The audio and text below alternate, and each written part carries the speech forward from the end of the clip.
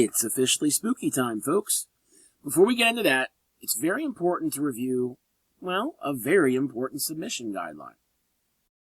I want to revisit the college-wide policy that some of you are either not aware of, not happy with, or are just ignoring altogether. The English departments of the 4 campuses of Delaware Technical Community College set forth a cohesive policy which all instructors must follow.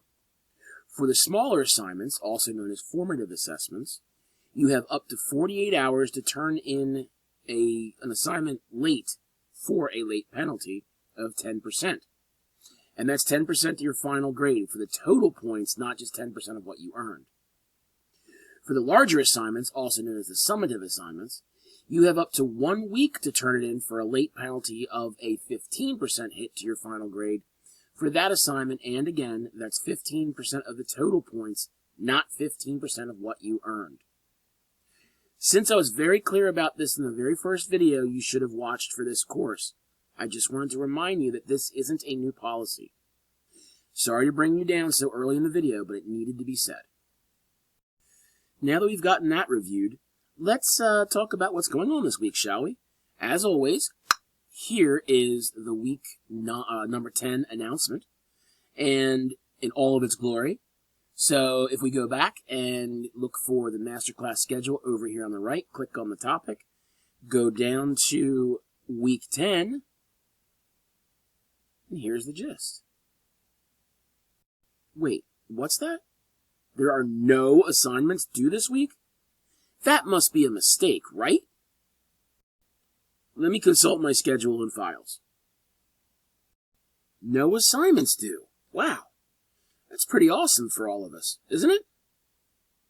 As that's the case, let's just take a look at what we have to review for this week. Oh, that makes sense.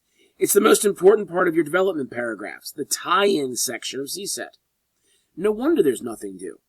I want you to work on your development this week. So here's the schedule I'd love for you to adhere to. I have a plan for that.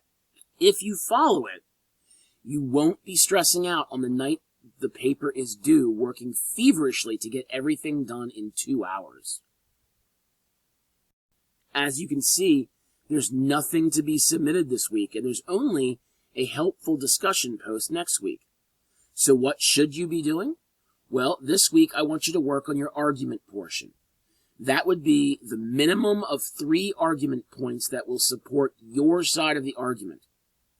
Each of those points will feature 1 claim, the topic sentence, and then however much evidence you will use to prove that point. With each piece of evidence, you should have an associated setup and an associated tie-in, which we will speak about in a minute or two. So that would be a minimum of 3 very well-developed paragraphs using CSET. Okay? Honestly, I can see 4 or 5 paragraphs, but that's just me. So, if you want to know more about CSET, you click on this link here. It takes you right to the CSET Resources Common module. In case you maybe hit your head and can't remember, we've already gone over CSET, so if you need to review it, Introduction to. We can talk more about the claims here, the setup strategies, evidence, quotes, paraphrases, or summaries. And then today we're going to talk about tie-ins, common problems, and the CSET challenge if you haven't already done it. So, that means by Sunday, November 3rd, 2024, you should have your argument completed and saved in a file somewhere. After that, as you can see, we will be discussing counter-arguments and rebuttals in week 11. By the end of this week, which would be November 10th, you should have your entire, what am I talking about? You should have your entire development portion finished. That would be your 3 argument points, your counter-argument, and your rebuttal. And truthfully, by the end of that week, it's all good. Think about that for a second. A couple of weeks prior to the paper actually being due, you'll have probably 85% of the paper completed with only an introduction, background, and a conclusion to go. Those being the easier portions of the paper, your stress should be minimal. You're welcome. So let's talk about tie-in, shall we? Clicking on this link takes us to this page. And honestly, you can see, excuse me, my kids love me and they're sick. Honestly, you can see a whole lot of information here. It's really not all that long. It does bring up two very good points, very good ways to tie in your material. Summary and new insights. Honestly, if you want to really know what a tie-in is, it's this. How does the evidence that you just supplied in your paragraph bolster the topic sentence of that paragraph? And how does it affect your overall thesis statement that you stated in your introduction? Can you explain the ways it takes your argument in a new, stronger direction? Think of it this way. You're painting a picture.